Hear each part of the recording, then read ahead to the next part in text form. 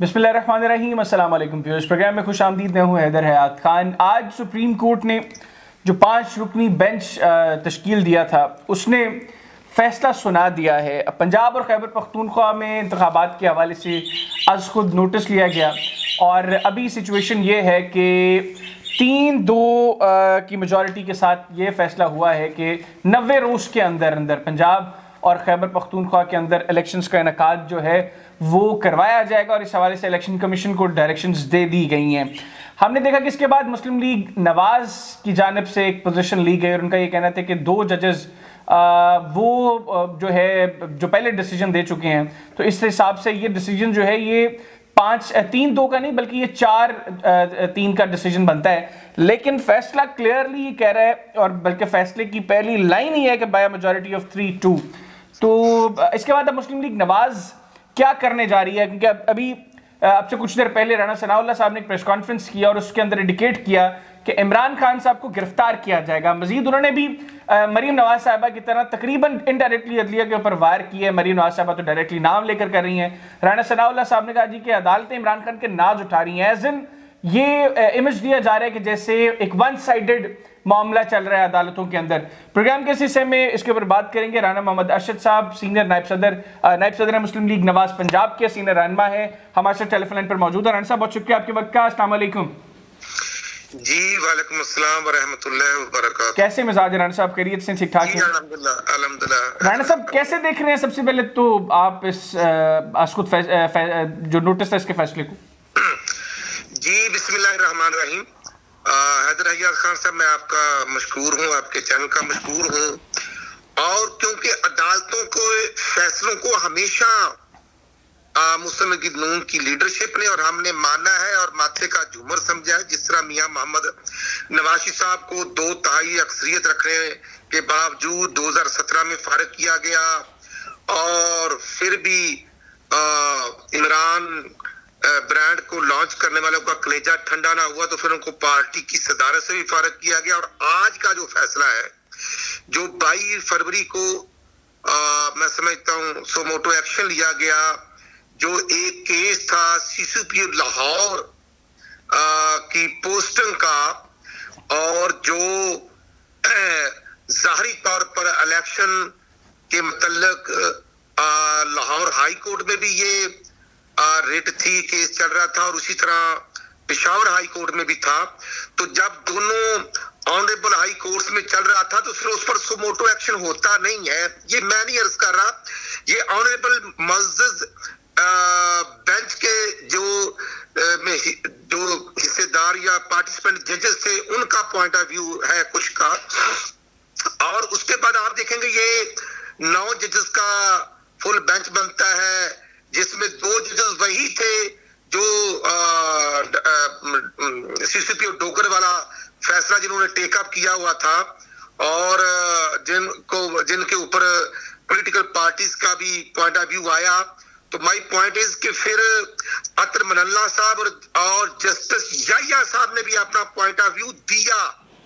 वो high court के मैं समझता हूँ सीनियर 3 जज थे और वो सुप्रीम कोर्ट के ऑनरेबल जजेस हैं और वो इस बेंच का हिस्सा हैं। मैं समझता हूँ चीफ जस्टिस साहब राणा साहब वो पहले बेंच का हिस्सा जरूर थे, जिस बेंच ने फैसला दिया उसका वो हिस्सा नहीं है। जी मैं वही अर्ज कर रहा हूँ कि जो 9 जजेस का बेंच बना था उसका वो हिस्सा थे। फिर 9 में से 5 रह जाते हैं और 5 में से 2 ने फिर इख्तिलाफी नोट लिखा जी। और जब 2 ने लिखा तो वो भी हमारे लिए काबिल एहतराम, हम उनके राय का भी एहतराम करते हैं। और जो 2 दिन पहले जस्टिस ईसा फैज ने कहा कि ये सोमोटो एक्शन कैसे लिए जाती है और बेंच कैसे टूटते हैं और ये सुप्रीम कोर्ट का जो रजिस्ट्रार है वो हमारे भी ऊपर लग गया है। ये मैं समझता हूँ ये तमाम जो राय कायम हुई है ये 75 साल में पहले नहीं थी। राणा साहब इस राय को अब साइड पे रखते हैं, अब इस फैसले के ऊपर स्पेसिफिकली आते हैं। अब ये 3-2 का फैसला है, आप लोग इस फैसले के ऊपर अमल दरामद करेंगे, करवाएंगे 90 रोज के अंदर इंतखाबात? जी बिल्कुल बिल्कुल, हम इस फैसले पर अमल दरामद करेंगे और जो डायरेक्शन हमें कोर्ट की तरफ से फेडरल गवर्नमेंट को मिली हैं। अब इलेक्शन कमीशन ने इसको कंडक्ट करना है। जो डेट मिलेगी उसमें जो फेडरल गवर्नमेंट को कहा जाएगा, आईएमएफ की टीम यहाँ पर बैठने के बावजूद कि जो इमरान खान के एमओयू थे वो स्टिल अभी अंडर स्टैंडिंग हो रही है, अभी सिग्नेचर नहीं हुए, इसके बावजूद के पाकिस्तान के अंदर जो इकोनॉमी पोजीशन है, माशियत की पोजीशन के बावजूद हम उनको फंड एलोकेट। अच्छा राणा साहब, अच्छा फंड एलोकेट करेंगे आप लोग? जी करेंगे जी बिल्कुल, हम उनको फैसिलिटेट करेंगे और जो डायरेक्शन फाइनल होगी।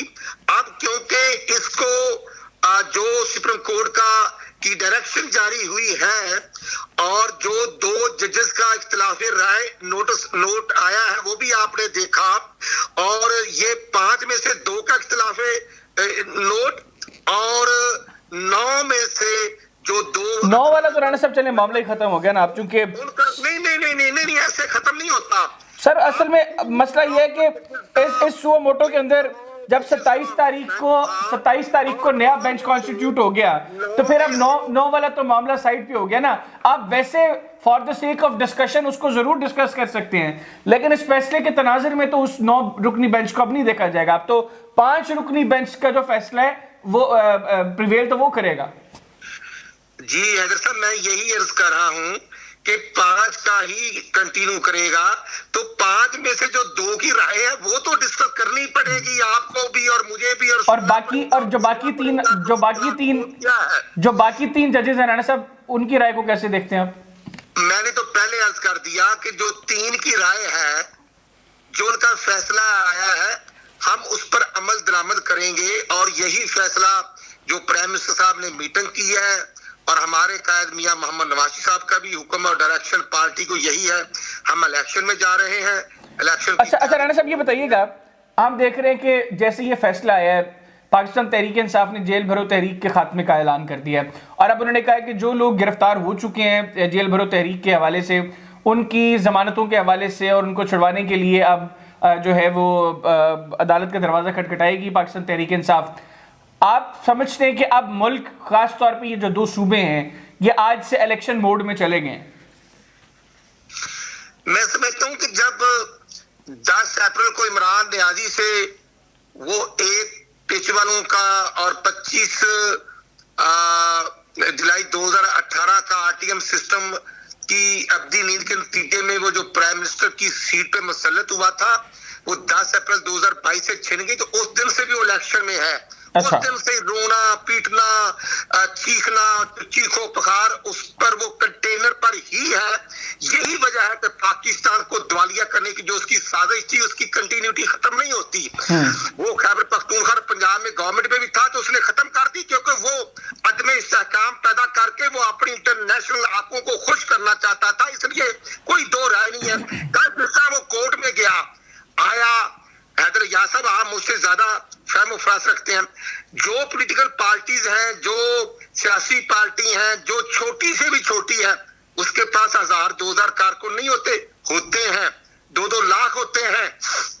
लेकिन इस तरह कोर्ट्स में पर हमला करना और जुडिशियल कम्प्लेक्स पर हमला करना, यार मियां नवाज साहब तो प्राइम मिनिस्टर होते हुए भी कोर्ट में जाते थे तो अकेले जाते थे, 2-3 बुकरा जाते थे, और एहसन इकबाल वजीर दाखिला थे तो उनको दाखिला नहीं होने दिया जाता था। ये लाडली के लिए कानून आसमान पर बंद करना है। लेकिन मसला नहीं है, मसला ये है सर, लॉ एनफोर्समेंट एजेंसीज तो आपके अंडर है ना राणा साहब, लॉ एनफोर्समेंट एजेंसीज तो आपके अंडर है। लाडलापन क्यों है? यही लम्हा फिक्रिया है, यही पाकिस्तान की तबाही। तो आप समझते हैं राणा साहब, आप इनडायरेक्टली ये कह रहे हैं कि जो पहले आपने जिक्र किया इमरान जो ब्रांड के लॉन्चर्स थे, आप समझते हैं कि अब वही लोग जो है रीलॉन्च करने जा रहे हैं इस ब्रांड को? मैं समझता हूं को रीलॉन्च करे या ना करे, हैदर साहब ये बख्तरबंद जमानत पार्क में बैठा हुआ था। ये 2 किलोमीटर के फासले पर लाहौर हाई कोर्ट था, तो 2 बजे का टाइम था, 4 बजते हैं, 5 बजते हैं, जब तक वो लोग इकट्ठे नहीं हुए वो कोर्ट नहीं आया और फिर हाई कोर्ट में आकर जलसा करते हैं। यार ये कानून अनोखा है, सबके लिए कानून होना चाहिए। अगर हम आते थे और हमारे लिए 1 किलोमीटर पर कंटेनर लगाकर बख्तरबंद गाड़ियों में लाते थे और रास्ते बंद करते थे। तो आज लोग, राणा साहब माजरत के साथ चले, पंजाब में तो निगरान हुकूमत थी जिसके ऊपर अपेरेंटली कहते हैं कि आपका बड़ा इन्फ्लुएंस है आपकी जमात का, लेकिन मैं उस इन्फ्लुएंस को साइड पर रखता हूं, मैं पंजाब का जिक्र नहीं करता। इस्लामाबाद में तो पुलिस भी आपके अंडर थी, एजेंसीज लॉ इन्फोर्समेंट आपके अंडर थी। अगर आपको लगता है कि कुछ कानून की खिलाफ वर्जी हुई है, फौरी तौर पर क्यों एक्शन नहीं लिया गया आप लोगों की जानिब से? नहीं हैदर साहब, कानून ने तो हरकत में आना है, लेकिन इशू ये है कि अदलिया अदालतों में या जुडिशियल कमीशन कम्प्लेक्स पर जो मखसूस पुलिस वाले तैनात होते हैं ना, और हमने तो यही सोचा कि ठीक है लोग आ रहे हैं। तो अभी जो राणा सनाउल्लाह साहब ने जिस तरह कहा कि इमरान खान को गिरफ्तार किया जाएगा, आप समझते हैं कि इमरान खान की गिरफ्तारी से जो पाकिस्तान तहरीक इंसाफ का पब्लिक में इस वक्त जोर है, आप तस्लीम करें या ना करें, वो तोड़ने में कामयाब हो गए? या आपको लगता नहीं कि ये पॉलिटिकल ब्लंडर होगा करंट सिचुएशन में अगर इमरान खान साहब को अरेस्ट करेंगे और as per the directions of supreme court 90 रोज के अंदर अगर इंतखाबात हैं दोनों सूबों के अंदर आप लोगों के लिए, तो फिर मामला मजीद बिगड़ जाएंगे आवाम में? कोई आसमान से चीज तो नहीं ना उतर रही हैदर साहब। 13 जुलाई 2018 को आप ये देखें कि मियां मोहम्मद नवाशी साहब लंदन से आते हैं, गिरफ्तारी देते हैं, हडियाला जेल चले जाते हैं, उनकी बीवी मोतोयाद की कश्मकश में थी। और राणा साहब आपको पता है कि उनकी उस गिरफ्तारी का नून लीग को फायदा हुआ, नून लीग को 10-15 सीटें उस गिरफ्तारी की वजह से मिली। खुदाना खास्ता कोई ऐसा ही लाडला है कि इसको कोई गिरफ्तार नहीं कर सकते?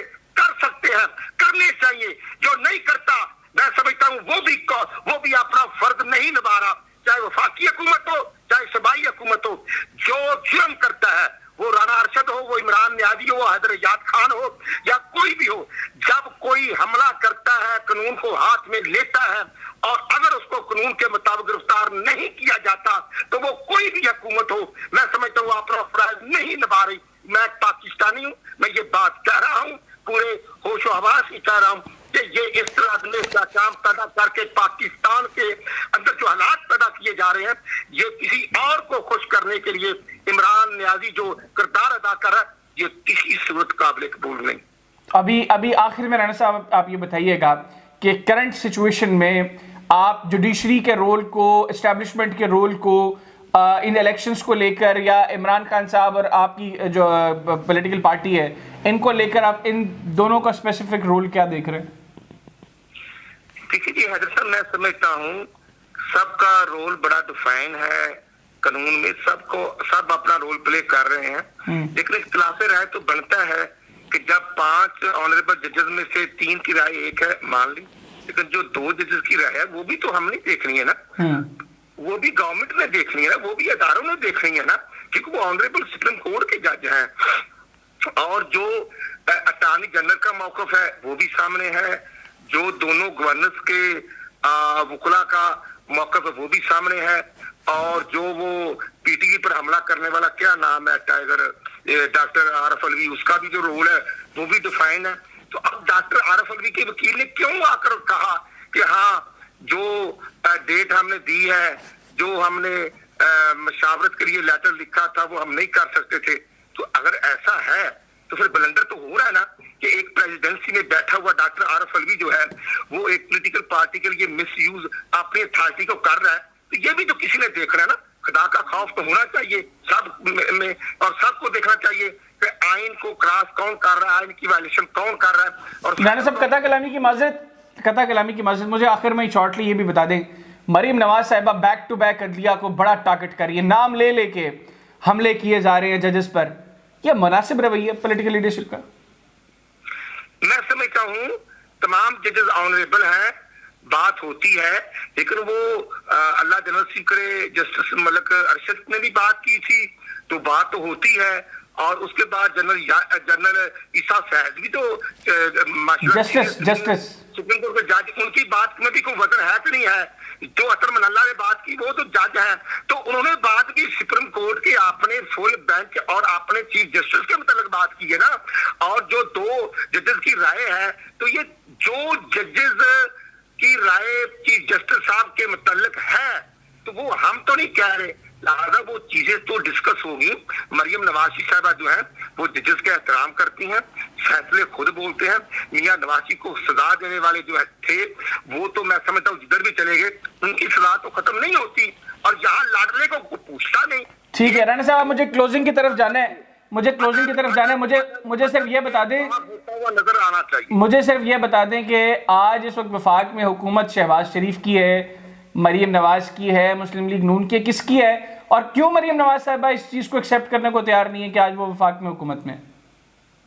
जी मैं भी यही अर्ज करता हूँ, आज वफाक में पीडीएम की हुकूमत है, इत्तेहादियों की हुकूमत है, और इत्तेहाद में तमाम पार्टी शामिल है। उसको लीड तो आप कर रहे हैं ना, प्राइम मिनिस्टर तो मुस्लिम लीग नवाज का है। इत्तेहादी नहीं है। जो मरियम नवाज साहबा ने बात की वही बात मैं भी करता हूँ कि कानून सबके लिए एक जैसा होना चाहिए। शबाशी तो यहाँ तो 17 महीने की जेल भुगतता है, और नवाजी भी 14 महीने की जेल भुगतता है, हमजा शबाज 23 महीने की जेल भुगतता है, और यहाँ अनोखा जो वो कानून भी तोड़े, सब पर हमला भी करे। और तो ये इसका मतलब है कि ये पीडीएम इत्तेहाद की कमजोरी है राणा साहब, ये पीडीएम इत्तेहाद की कमजोरी है। उसके लिए ये लाडलापन क्यों है, यही तबाही और बर्बादी का जिम्मेदार है। और जो उस लाडले को फैसिलिटेट करते हैं वो कोई भी हो। वो कौन है राणा साहब? वो पीडीएम के अंदर लोग मौजूद हैं जो आप लोग किराए से रूगर्दानी करते हैं, वो पीडीएम के अंदर है मौजूद? मैं समझता हूँ पीडीएम के अंदर जो है वो है, लेकिन देखना ये है कि अगर आसफ अली जरदारी गिरफ्तार हो सकते हैं, उनकी बहन फरियाद तालपुर साहबा गिरफ्तार हो सकती हैं, नवाशी गिरफ्तार हो सकता है, हमजा शबाज और मरियम बीबी जेल में गई हुई थी अपने वाले से मुलाकात करने के लिए, और इस इमरान नियाजी को शर्म नहीं आती कि एक बाप के सामने बेटी को हथकड़ी लगवाई जेल के अंदर, वो बाहर आते तो गिरफ्तार हो सकते थे, किया जा सकता था। लेकिन मैं समझता हूं कि एक मियां और बीवी होटल के कमरे में हो तो दरवाजे तोड़वाना इस इमरान नियाजी पे शर्म पे गर्ज का काम है, कोई और ये नहीं कर सकता। और जो अपनी बेटी टहरियान को भी कबूल नहीं करता, मैं समझता हूं कि ये फितना जो इंटरनेशनल फितना है, और इसको फैसिलिटेट करने वाले इंटरनेशनल वो पेंटागन हो या इंटरनेशनल एजेंसियां हो, वो पाकिस्तानी नहीं हो सकते, क्योंकि ये पाकिस्तान के अंदर फितना पैदा करने वाले का नाम इमरान है। ठीक, बहुत शुक्रिया राना मोहम्मद अरशद साहब, आपने प्रोग्राम के लिए खुसूसी तौर पर वक्त निकाला। नाज़रीन, मुस्लिम लीग नवाज के सीनियर रहनुमा राना मोहम्मद अरशद साहब हमारे साथ मौजूद थे, उनकी गुफ्तगू आपने सुनी। आज के प्रोग्राम से इतना ही। अगले प्रोग्राम तक के लिए हैदर हयात खान और ग्लोबल टाइम्स पाकिस्तान की टीम को इजाज़त दीजिए। अल्लाह हाफिज़। पाकिस्तान जिंदाबाद।